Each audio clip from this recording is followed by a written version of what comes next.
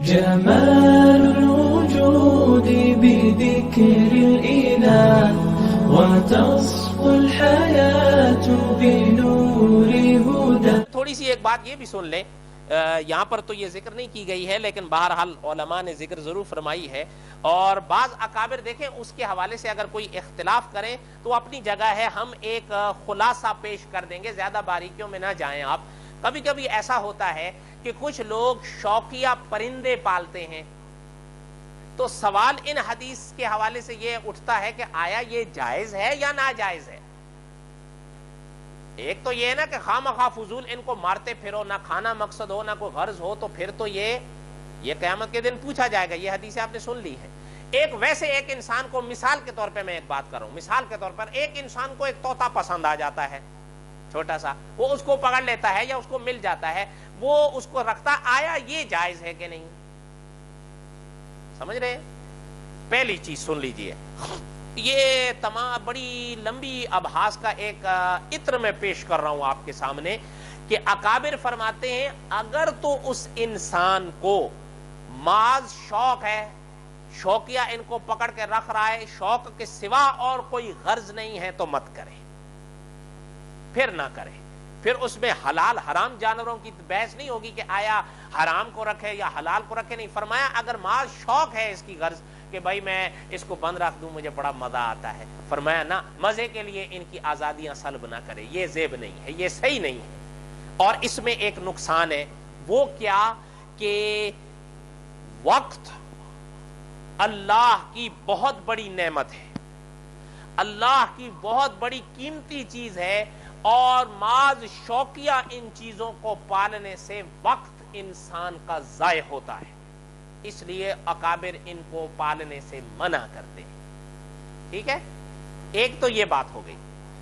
دوسری بات، اگر ایک انسان اس لیے پرندہ، بعض پرندے شکار کے ماہر ہوتے ہیں، وہ شکار کر لیتے ہیں، شکاری پرندے جو ہوتے ہیں، اور بعض انسان ہوتا ہے اس کو شکار وہ کرتا ہے، شکار کرتا ہے. وہ ہمارے بڑے بڑے اپنے اکابر میں گزرے ہیں جو شکار کرتے تھے.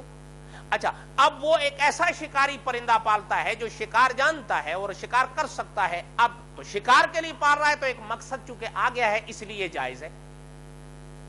اچھا، ایک تیسرا حوالہ بھی آتا ہے، ہو سکتا ہے بعض لوگ تو اس کو نہ مانے، وہ ایک اور ہے، اور وہ ہے ہمارے بڑے بڑے اکابر کا تجربہ.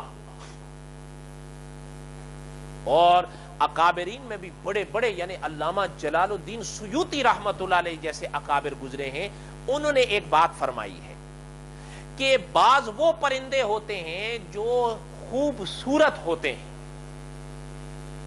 طوطا ہے، بڑے خوبصورت ہوتے ہیں.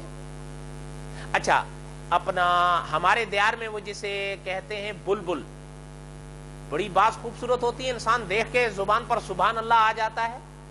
اچھا، بعض مور آپ دیکھیں تو بڑے خوبصورت ہوتے ہیں، مور. اچھا، بعض مرغ بھی ہوتے ہیں کہ بڑے خوبصورت ہوتے ہیں. علماء نے فرمایا ہے کہ بعض خوبصورت پرندے کو ایک خیال سے رکھا جا سکتا ہے. وہ کون سا خیال ہے؟ فرمایا ہے وہ یہ خیال ہے کہ تجربہ یہ ہے کہ چونکہ گھروں کے اندر جنات آتے جاتے رہتے ہیں، اور کوئی ایسے ہوتے ہیں کہ وہ بیٹھے بیٹھے ان کو فضول بھی کھجلی شروع ہو جاتی ہے تو وہ لوگوں کو تنگ کرنا شروع کر دیتے ہیں. بلکہ ہمارے ایک اکابر ہیں، وہ ہمارے استاد بھی ہیں، انہوں نے، میں نام نہیں لیتا ان کا، انہوں نے ایک دفعہ ایک واقعہ خود ہمیں سنایا تھا، وہ آج بھی الحمدللہ پاکستان میں ہے، اور انہوں نے ایک واقعہ ہمیں خود سنایا تھا. فرما رہے تھے کہ ایک جن کے ساتھ جب ملاقات ہوئی تو اس سے کچھ حالات وغیرہ پوچھے، تو وہ کہنے لگا کہ جی مولانا بات یہ ہے کہ کبھی کبھی ہمیں بلبلی سی ہوتی ہے، اگر کوئی شخص نماز پڑھ رہا ہو نا تو ہم بھی، اور کوئی شرارت نہ بھی کرے نا تو ہمیں بڑا دل بے چین کرتا ہے، تو ہم اس کے پیر میں کھجلی کرنا شروع کر دیتے ہیں، چلو یار کچھ تو اس کو ہوگا نا. وہ طبیعت ایک ایسی ہے ان کی. تو حضرت فرماتے ہیں کہ یہ بسا اوقات، اچھا یہ تو چلے کھجلی تک ہی رک گیا، بعض تو پھر اس سے بھی آگے بڑھ جاتے ہیں، نقصان دیتے ہیں. وہ علماء فرماتے ہیں کہ ایک تجربہ ہے کہ جس گھر کے اندر خوبصورت پرندہ رکھا جائے تو ان میں کئی ایسے ہوتے ہیں کہ ان کا ان کے ساتھ دل لگ جاتا ہے. دل لگنے کا مطلب طبیعت مائل رہتی ہے ان کے ساتھ، یہ کھیلتے کودتے، ایسے نہیں کہ کوئی دوسری بات، کھیلنے کودنے میں لگے رہتے ہیں، ایسے کبھی ان کے ساتھ کھیلے، کبھی اڑے، کبھی، کیونکہ وہ اڑ سکتے ہیں، یہ بھی اڑ سکتے ہیں، تو ان کی جو توجہ ہوتی ہے وہ ان خوبصورت پرندوں کی طرف مل جاتی ہے، وہ انسانوں، اس گھر والے میں رہنے والے لوگوں کو چھیڑ چھاڑ نہیں کرتے۔ اس کا یہ فائدہ ہے۔ اگر اس خیال سے کوئی شخص پال رہتا ہے تو علماء نے فرمایا اس میں گنجائش ہے، کیونکہ اس پر تجربہ شاہد ہے۔ تو بات سمجھ میں آ رہی ہے؟